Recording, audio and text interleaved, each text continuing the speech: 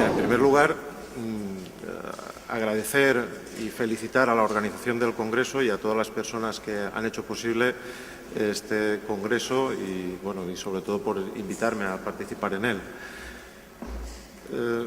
Antes de empezar mi comunicación, quisiera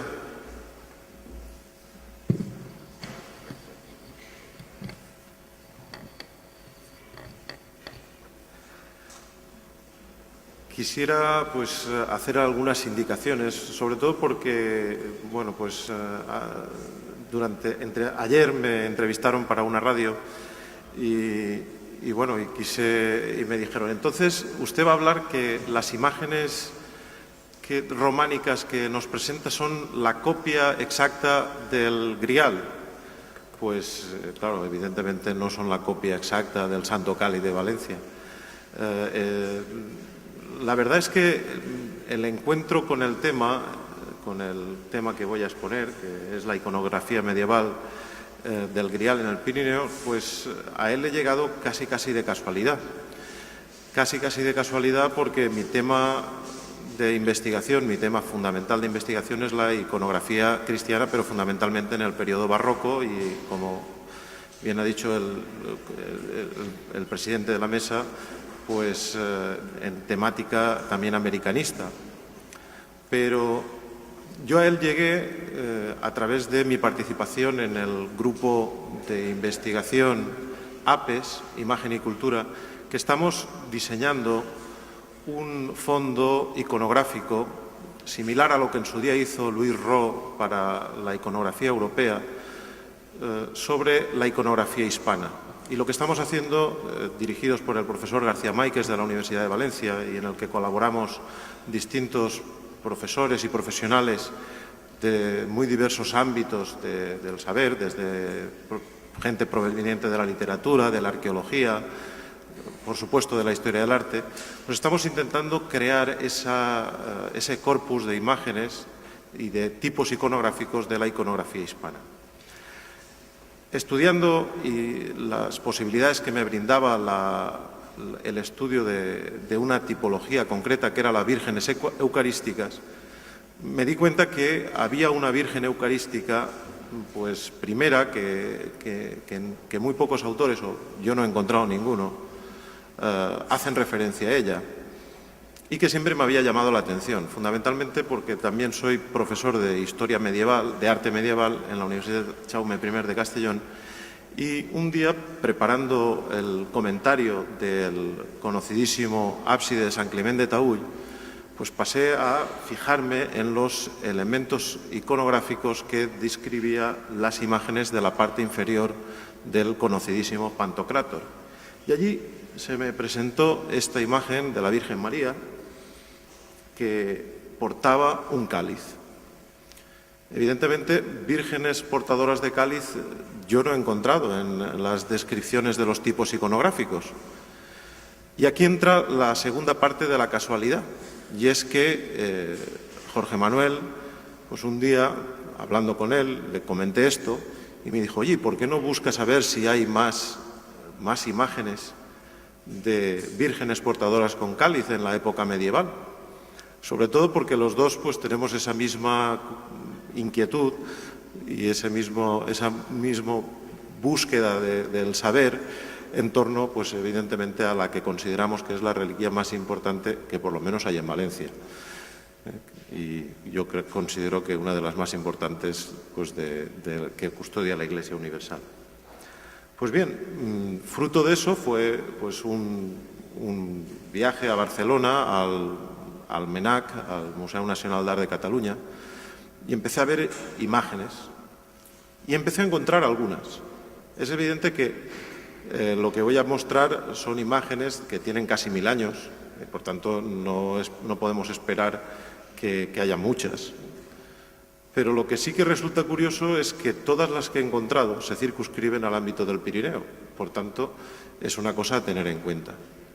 Además, este tipo iconográfico que presento, que evidentemente pues, participa de unos atributos, pues en todas ellas evidentemente no presenta la figuración naturalista que podamos imaginar de un dibujito, pues prácticamente exactamente igual como lo que tenemos aquí, la reproducción, sino que lo que está representando es un concepto.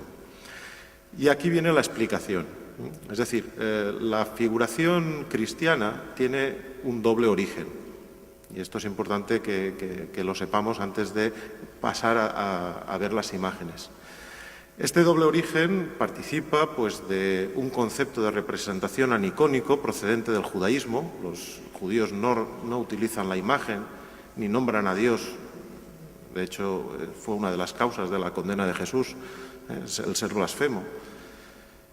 Mientras que los gentiles, a quienes iba dirigida la palabra de Dios, el Evangelio, pues sí que tenían hacían uso de las imágenes de manera naturalista.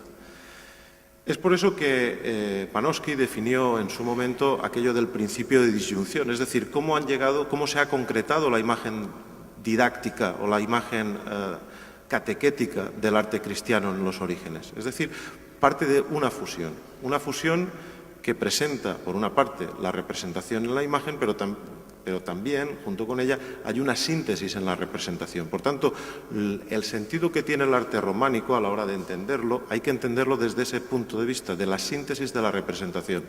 Es decir, el arte románico tiene una finalidad, que es la doctrinal. Por eso, lo que tenemos delante de nosotros durante el románico son imágenes esquemáticas, imágenes que tienen un contenido fundamentalmente didáctico. Hecha esta aclaración, también es verdad que lo que presento es una primera aproximación al tema y, evidentemente, toda aquella aportación que cualquiera de los congresistas quiera hacer o cualquiera de los presentes, pues será bien recibida.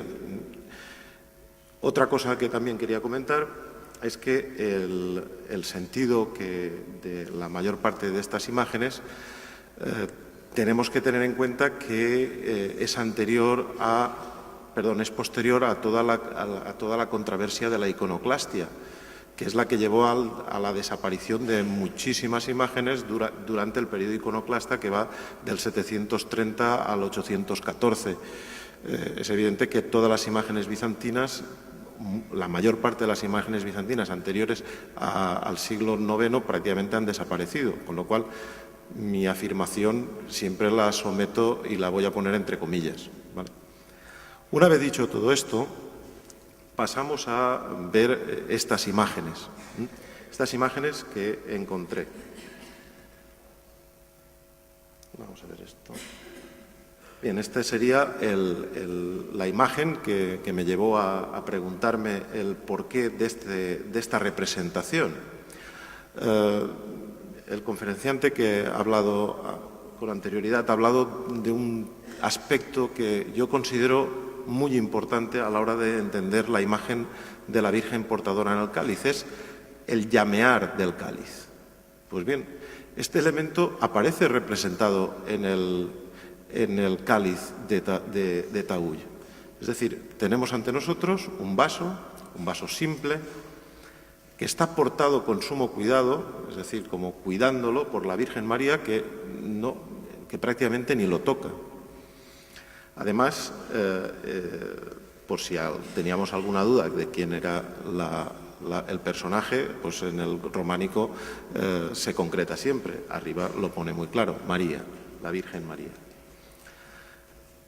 A este tipo iconográfico yo llego de rebote, prácticamente como esta imagen que les presento.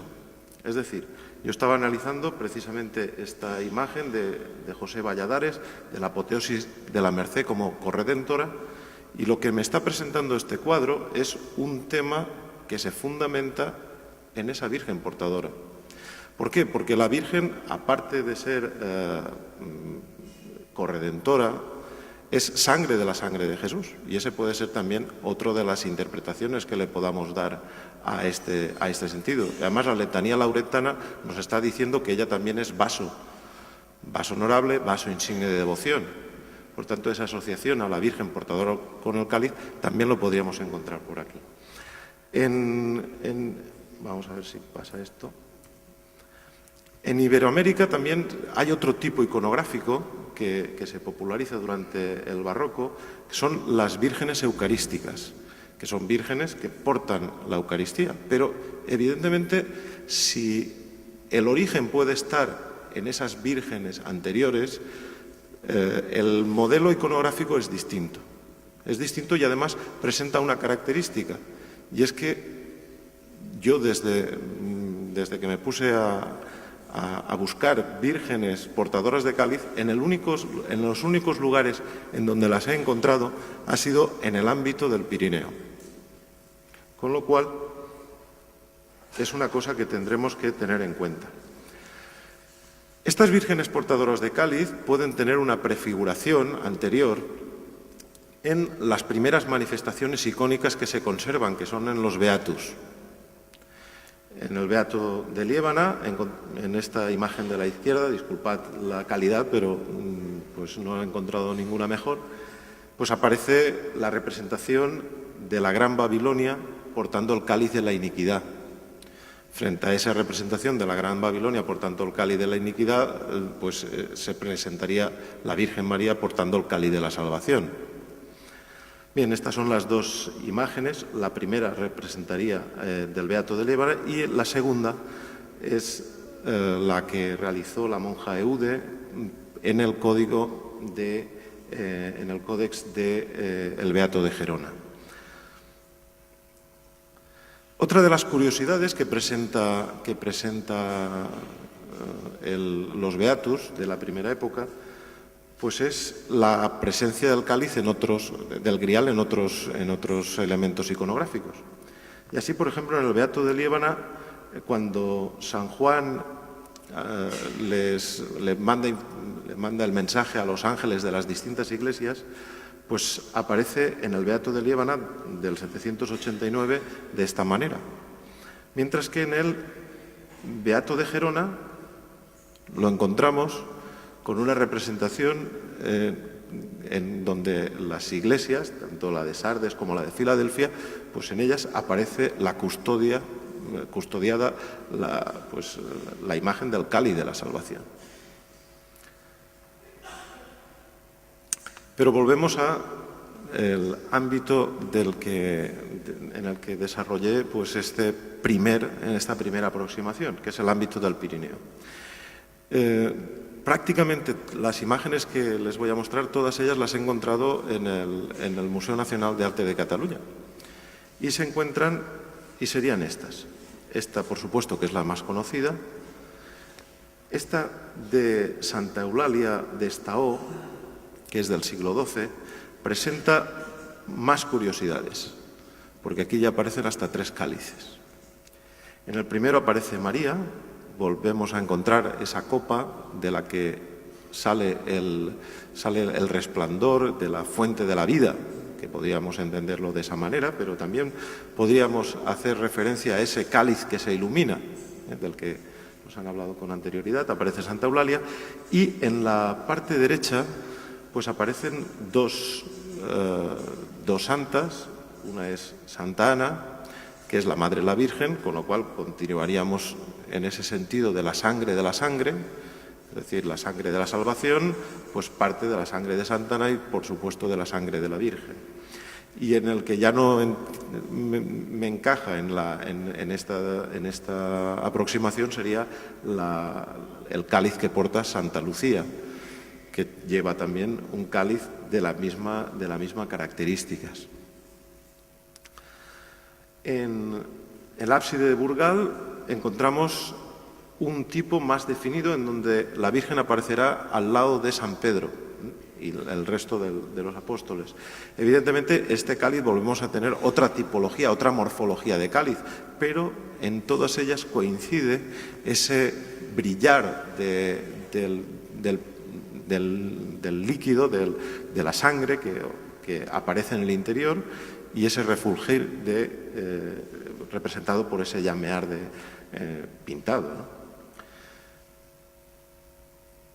Volvemos a encontrar otra representación en el Pirineo. Esta procede de Andorra. de la iglesia de San Romà de les Monts. En la actualidad esto se encuentra también en el Menac. Y encontramos esa imagen que evidentemente esta ya no presenta el llamear, pero sí que presenta al lado a San Pedro, con lo cual la representación del tipo procedería de la de Burgal.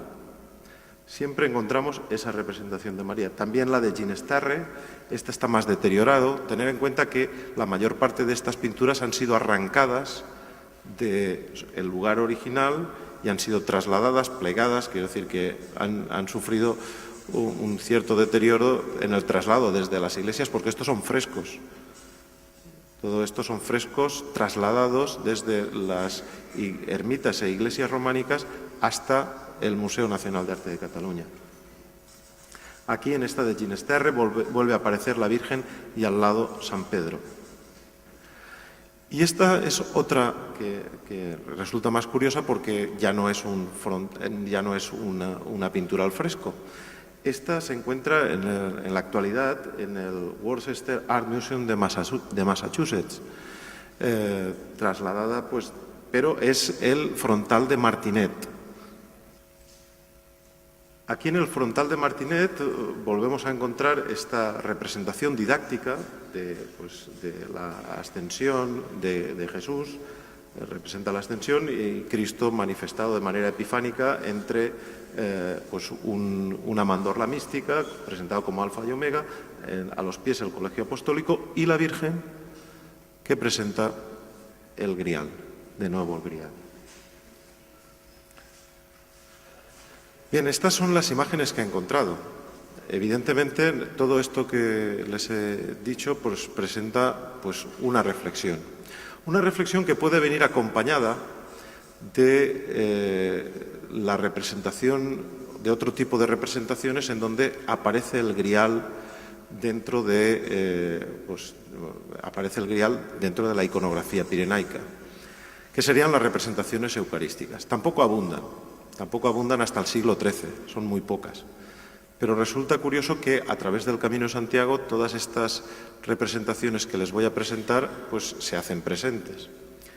El tipo iconográfico de las cenas eucarísticas lo podríamos situar en las primitivas en las primitivas catacumbas romanas.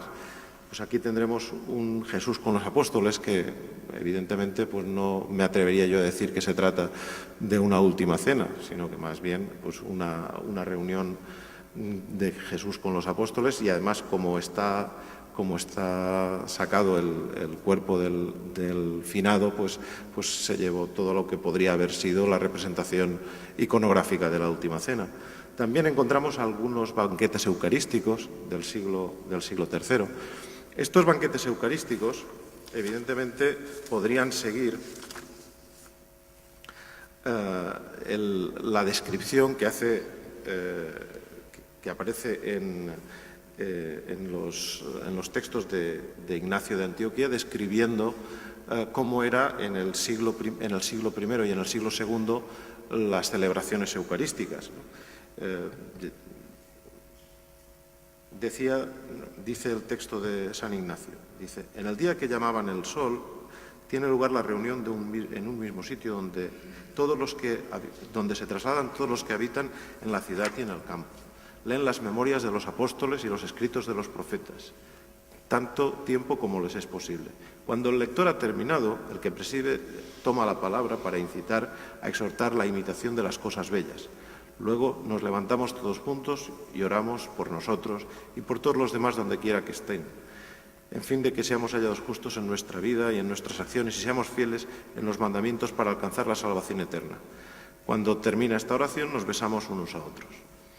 Luego se lleva el que preside a los hermanos pan y una copa de agua y vino mezclados. El presidente toma y eleva la alabanza a Dios Padre del universo por el nombre de su Hijo y del Espíritu Santo, y da gracias, en griego Eucaristía, largamente porque hayamos sido juzgados dignos de estos dones. Esto es un texto que recoge San Ignacio, previamente escrito por San Justino Mártir. Bien, Evidentemente, esos banquetes eucarísticos que encontramos en las catacumbas muchas veces, evidentemente, están haciendo referencia a este tipo iconográfico. La más antigua representación de la Última Cena que he encontrado, la he encontrado en el Beato de Liébana. Ya también esta afirmación la pongo entre paréntesis a falta de que aparezcan otras imágenes, pero yo creo que el hecho de la destrucción iconoclasta llevó a la desaparición de muchas imágenes. En el Beato de Liébana se nos presenta la Última Cena de este modo. Otra curiosidad que aparece en el Beato de Liébana, y yo la verdad es que no le he encontrado significación, es la representación de este apostolario con Simón el Celote portando el cáliz. Aquí, en este beato, nos dice dónde se han trasladado todos los apóstoles. Y habla de que Santiago se ha trasladado a España, Juan se ha trasladado a Asia y Simón Celote se ha trasladado a Egipto. Y es el que porta el cáliz. Repito, no he encontrado significación a este cáliz, a este que sería de los primeros cálices. Después de la representación de la Última Cena del Beato de Liébana, encontramos un segundo códice, el Códice Áureo del siglo XI, que es un códice del periodo otoniano. Este códice resulta curioso sobre todo porque la iconografía nos va a presentar tipos iconográficos que se van a repetir en capiteles. Si nos fijamos, la postura de Juan, la postura de Jesús dando de comer a Judas, mojando el pan y dándoselo a Judas, lo vamos a encontrar en un capitel que de todos nos es conocido, que es el capitel de San Juan de la Peña. Es un capitel que sigue ese mismo tipo de representación, en donde Cristo está dándole el pan a Judas, San Juan está recostado sobre el pecho de Jesús y aparece un bol sobre el que hay un pez y al lado lo que entiendo yo que sería la representación del cáliz, un cáliz muy similar al que tenemos en Valencia. Ese mismo tipo iconográfico lo encontramos en Jaca, siguiendo el mismo tipo de representación en el capitel de la Catedral de Jaca. Este sería el de la Catedral de Huesca. Este sería el capitel de Burgos de Osma, que presenta un elemento distinto, y es que Judas aparece a la otra parte de la mesa. Esa misma tipología la encontraríamos en esta arqueta de San Millán, en donde, si os fijáis, el bol vuelve a repetir el modelo que sería la representación iconográfica similar al cáliz que se venera en Valencia y que representaría esa misma tipología que encontramos en San Clemente de Taúl.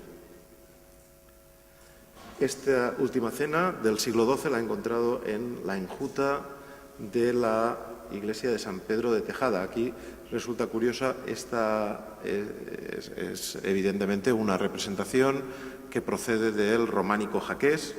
Ahí aparecen en la esquina inferior la decoración del característico ajedrezado jaqués, que es lo que nos está indicando la pertenencia de esa iglesia al Camino de Santiago.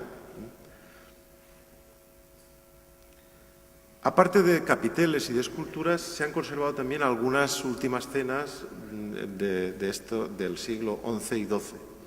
Esta pertenecería a la iglesia de Santo Tomás de Fluvià, en el Alt Empordà, y volvemos a encontrar esa misma tipología en donde Judas está a la otra parte de la mesa y recibe, siguiendo el modelo que encontramos en la arqueta de San Millán, pues recibe el trozo de pan mojado con el cáliz de Jesús. Y por último, esta última cena del Panteón Real de San Isidoro de León. Todo esto, ¿qué nos está diciendo? Nos está diciendo que hay un itinerario que a través del Camino de Santiago, y el Camino de Santiago evidentemente pasa por San Juan de la Peña, se está propagando un tipo iconográfico en el que apenas encontramos fuera de este ámbito otro tipo de representaciones. Por tanto, todo esto me lleva a concluir, y repito que es un primer estudio, una primera aproximación, me lleva a concluir que son demasiadas las coincidencias. Son demasiadas las coincidencias que nos están presentando un mismo tipo iconográfico con un mismo objeto de culto.